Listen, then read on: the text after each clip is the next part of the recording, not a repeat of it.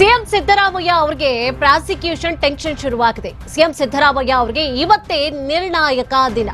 ಮೂಡ prosecution permission ಇವತ್ತೇ ತೀರ್ಮಾನ ಆಗುವಂತಹ ಸಾಧ್ಯತೆ ಇದೆ.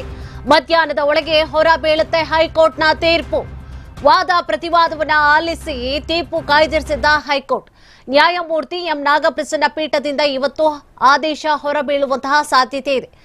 ಸಿಎಂ ಸಿದ್ದರಾಮಯ್ಯ ಅವರಿಗೆ ಇವತ್ತೇ ಸಿಗುತ್ತಾ ಬಿಗ್ ರಿಲೀಫ್. ರಾಜ್ಯಪಾಲರ ಆದೇಶ ಎತ್ತಿ ಹಿಡಿಯುತ್ತಾ ಹೈಕೋರ್ಟ್. ಮೂಡ ಕೇಸ್ನಲ್ಲಿ ತನಿಖೆಗೆ ಆದೇಶಿಸುತ್ತಾ ಹೈಕೋರ್ಟ್ ಅನ್ನುವಂತಹ ಪ್ರಶ್ನೆ ಇದೆ.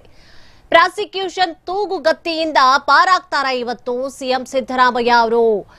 ಸಿಎಂ ಸಿದ್ದರಾಮಯ್ಯ ಪರವಾಗಿ ಹಿರಿಯ ಸುಪ್ರೀಂ ಕೋರ್ಟ್ ವಕೀಲ ಅಭಿಷೇಕ್ ಮನು ಸಿಂಘ್ವಿ ಸೇರಿದಂತೆ ಹಲವು ಹಿರಿಯ ವಕೀಲರು ವಾದವನ್ನ ಕೂಡ ಮಂಡಿಸಿದ್ರು. ಇನ್ನು ರಾಜ್ಯಪಾಲರ ಪರವಾಗಿ ಸಾಲಿಸಿಟರ್ ಜನರಲ್ ತುಷಾರ್ ಮೆಹ್ತಾ ವಾದವನ್ನ ಕೂಡ ಮಂಡಿಸಿದ್ರು. ಅಲ್ಲದೆ ದೂರುದಾರರಾದಂತಹ ಟಿಜೆ ಅಬ್ರಹಾಂ ಮತ್ತು ಸ್ನೇಹಮಯಿ ಕೃಷ್ಣ ಪರವಾಗಿ ವಕೀಲರು ತಮ್ಮ ವಾದವನ್ನ ಕೂಡ ಮಂಡಿಸಿದ್ರು.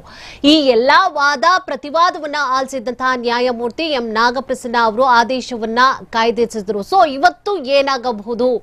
ಪ್ರಾಸಿಕ್ಯೂಷನ್ ನ ಟೆನ್ಷನ್ಗೆ ರಿಲೀಫ್ ಸಿಗುತ್ತಾ ಸಿದ್ದರಾಮಯ್ಯ ಅವರಿಗೆ ಅನ್ನುವಂತಹ ಕುತೂಹಲ ಜೊತೆಗೆ ಪ್ರಶ್ನೆ ಕೂಡ ಇರುವಂತದ್ದು. ಸೊ ಇವತ್ತು ನಿರ್ಣಯವಾಗುತ್ತೆ.